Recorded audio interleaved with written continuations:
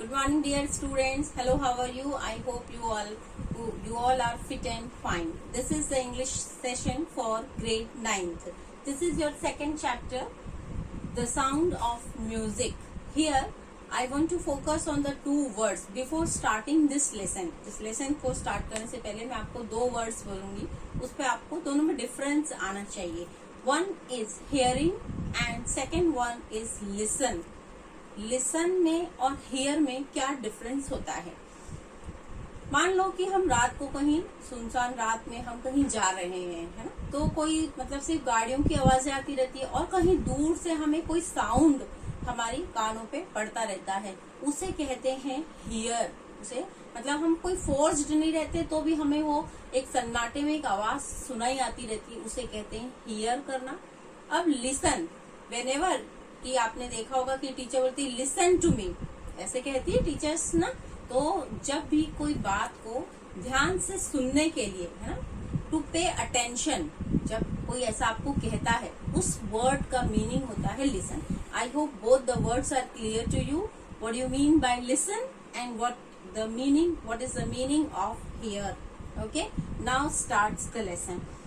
The sound of music, है ना, whenever जब भी कोई आवाज बहुत सॉफ्ट होती है हम उसे साउंड कहते हैं, है ना, आपको पता होगा. और जब शोर होता है तो हम उसे नॉइस कहते हैं. तो यहाँ पे साउंड ऑफ द म्यूजिक है, मतलब जब अपन कोई भी चीज को सॉफ्टली स्पीक करते हैं, that vibrates a sound. Okay, this is the lesson of a girl. This whole lesson is based on a girl named Evelyn. उस गर्ल का नाम क्या है? एवलिन नाम है उस गर्ल का. एवलिन ग्लैनी उस पूरा नाम है उस गर्ल का.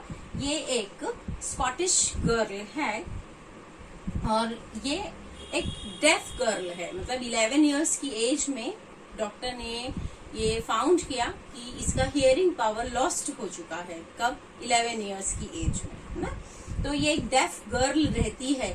दो is having this disability to her, मतलब उसके पास में वो एक डिसेबल गर्ल है, फिर भी वो एक मल्टी परकशनिस्ट है. परकशनिस्ट मतलब होता है तबला वादक. जब भी अपन कोई तबला वादक को आपने देखा होगा, अलग अलग टाइप की ताल निकालते हैं वो लोग, तो ये जो गर्ल है वो परकशनिस्ट है, मल्टी परकशनिस्ट. अब इसको मल्टी परकशनिस्ट क्यों कहा है?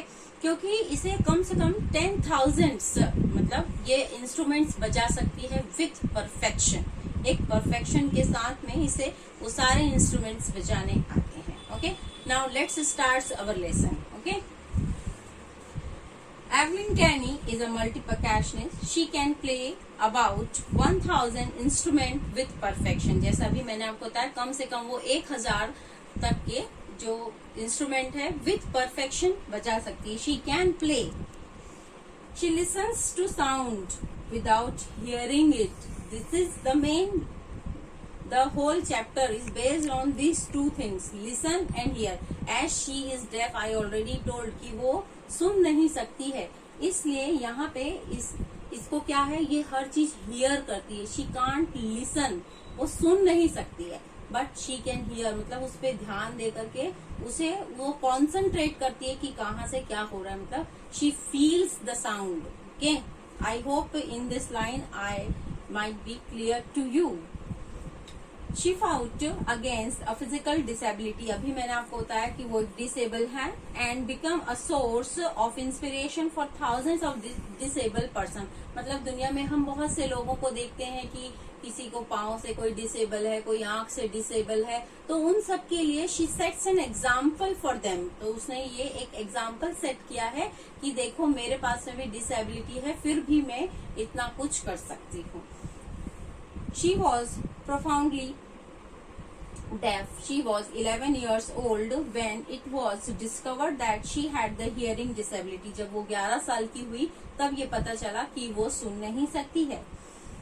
She wanted to pursue her career in music. लेकिन वो अपना कैरियर काय में बनाना चाहती थी? म्यूजिक में बनाना चाहती थी. बट हर टीचर्स डिस्करेज हर, जो टीचर्स है, जो गाइडर्स होते हैं, उन्होंने उसको डिस्करेज कर दिया as she is guide, so how she will pursue in the her career in the music, कि वो डेफ है तो वो कैसे जाएगी वहां पे। तो कई लोगों ने उसको डिस्करेज किया, even the teacher also discouraged her, but one of the teacher when she met, it was Ron Fox, उसका नाम क्या था, रॉन नाम था, उस जो पर्सन था उसका, जो उसका टीचर मिला उसको एक रॉन नाम का टीचर मिला, Ron Fox, who recognised her potential, जिसने उसको देख करके लगा कि नहीं, इस लड़की में कुछ तो बात है कि ये कुछ न कुछ करेगी। उसके कैलिबर को उसने पहचाना, उसकी पोटेंशियल को उसने पहचाना और उसको सपोर्ट किया अचीव करने में उसके गोल को, कि she can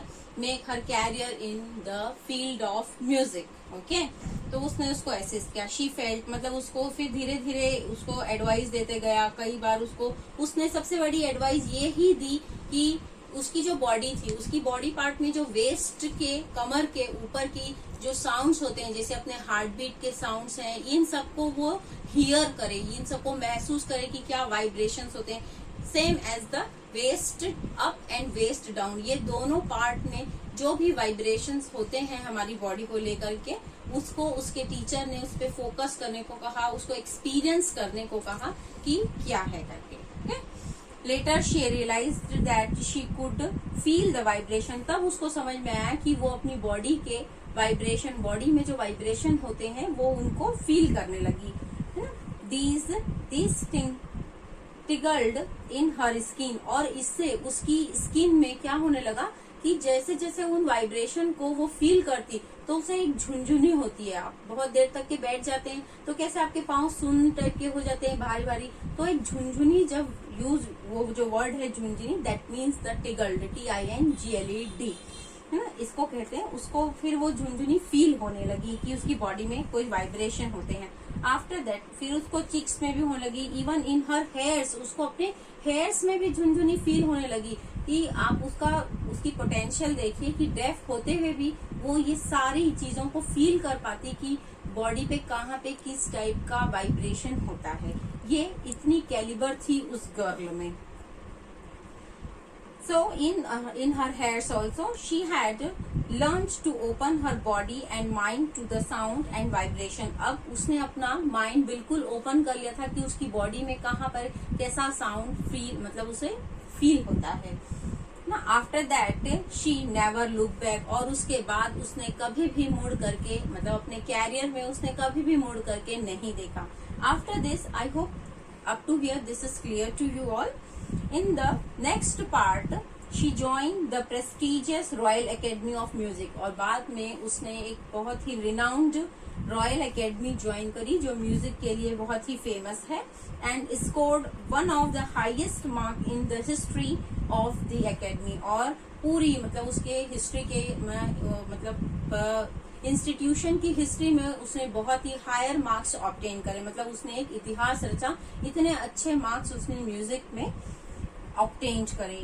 she worked hard with the strong determination, उसने पूरे संकल्प के साथ, डिटर्मिनेशन के साथ में हार्ड वर्क किया, और she got right to the top, और वो कहाँ पहुंची, एक टॉप पोजीशन पे पहुंची उसने। She earn the top position.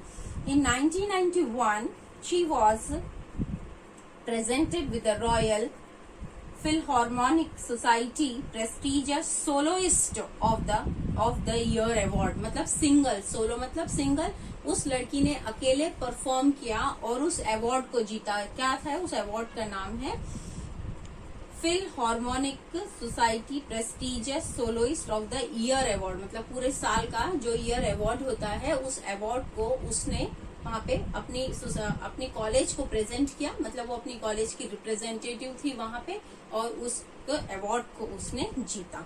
Apart from the regular concert, मतलब अपने रेगुलर कॉन्सर्ट तो वो करती थी, जाती थी ऑर्केस्ट्रा वगैरह में जिसमें, तो Evelyn gives free concert in prisons and hospital, मतलब जेल में जो कैदी वैदी जहाँ पे रहते हैं, और हॉस्पिटल में वो वहां जा करके उन लोगों के लिए बजाया करती थी ताकि वो भी इंस्पायर्ड हो सके उसको देख करके कि वो एक डेफ होते हुए भी, एक डिसेबल पर्सन होते हुए भी इतना कुछ कर सकती है।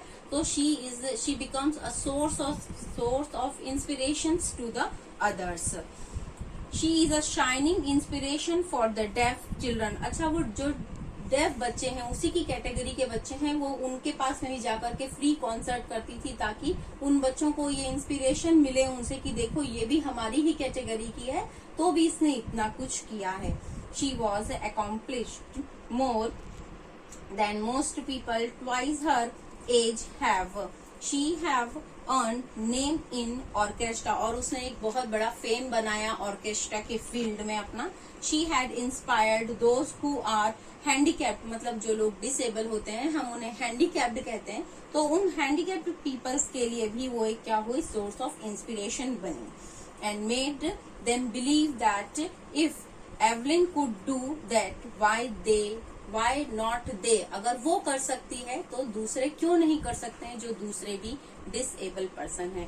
I think we people also get inspired with such kind of personality. I hope the whole lesson is clear to you. Please go through whole lesson in your book. If you will find any of the doubt, give me in the comment box. I will clear that. Okay. Thank you.